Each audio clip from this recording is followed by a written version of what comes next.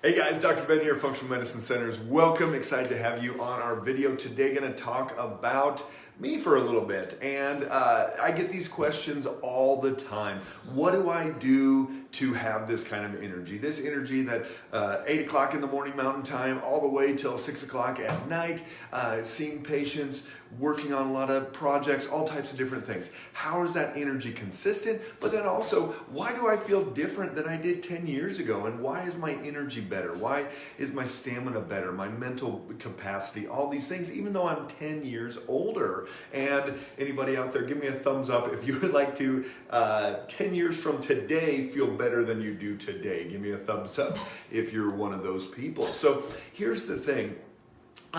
When we start thinking about the body, about aging, about energy, all this stuff, you've got to break it down into systems, and you've got to look at the different systems that are out of balance and do something to change what is not working. So welcome everybody. If you haven't already, pop down below where you're watching from. Love to see it. Last week we had people from Maine to Texas to Florida to California and Minnesota, everywhere in between. So we love having everybody on board. And if you've got any questions with this, go ahead and pop those down below. We watch these even throughout the video, but then even later. So if you're watching this video later, ask any questions when we're talking about these different things. So aging again is a process that we're all going to go through. Our skin's going to change. My hands don't look the same as they did 10 years ago. I might have a couple more wrinkles. Hey Eric, good to see you. I might have a couple more wrinkles than I did back then. And yet I can go just as long every single day. I can go for hikes, I can work out, my mental capacity is there. We're expanding into Phoenix, into Nashville, and multiple places around the country. We're doing a lot of different things and continually pushing, and yet I feel good. I sleep good at night, I'm not stressing about things. A lot of things have changed. So here's my daily routine. Let me go through what I do, and maybe this will inspire you to make some changes, to do some things in your life. Hey Paula, good to see you out there. So one of the first things that I do is every 6 months I have a blood work panel done. And this is the blood work panel that we've talked about a lot on these videos. Go back in the last couple of weeks, we've gone over those again.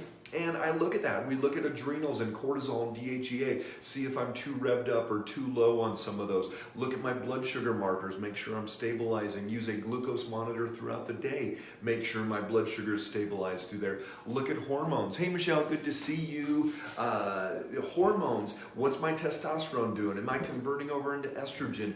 Do I have too much on the cortisol or any of these other hormones that are really going to be affecting that body? Looking for infections, looking at vitamin D levels. This last blood work, fortunately, was pretty darn good, and I've been making some changes. Sent a copy to a friend of mine, and he's like, yeah, I'm kind of jealous, buddy, it looks pretty good. So the things that I've been working on have been helpful, and so that's the first place to go, is to have that blood work done every 6 months, and you want to be making sure that your systems are getting better.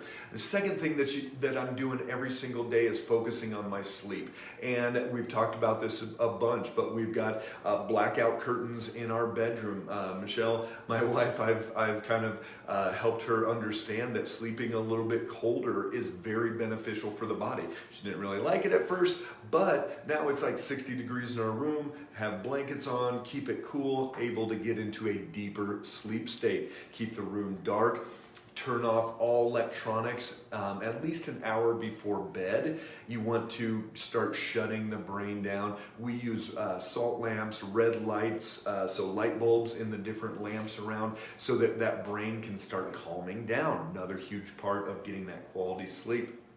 So you also want to make sure that you're not stimulating with iPads, phones, any of those type of things before bed. That's going to rev that brain up and not going to get into that good quality sleep state. If you haven't already, use some type of a tracking device to see what your sleep is doing, and try it. Trial and error. Try more of this, try less of that, and see if your sleep improves. More deep sleep, some of those things. Let me know, is anyone using any sleep tracking devices out there, pop down below and tell me which ones you're using. I've used Oura Ring, Fitbit, Apple Watch. We're trying out Whoop. We've got a lot of different ones, but let me know if you guys have any that you really like. Another thing that I've added in is what's called a massage gun, and this is something that I think has really made a difference for me to be able to continually exercise and work out 6-7 days out of the week and not have injuries. It's probably been year and a half, 2 years since I've had any kind of injury that I've had to change my exercise routine for. The massage guns, there's a bunch on there. I'm going to do a review on a couple that we have in the next week here.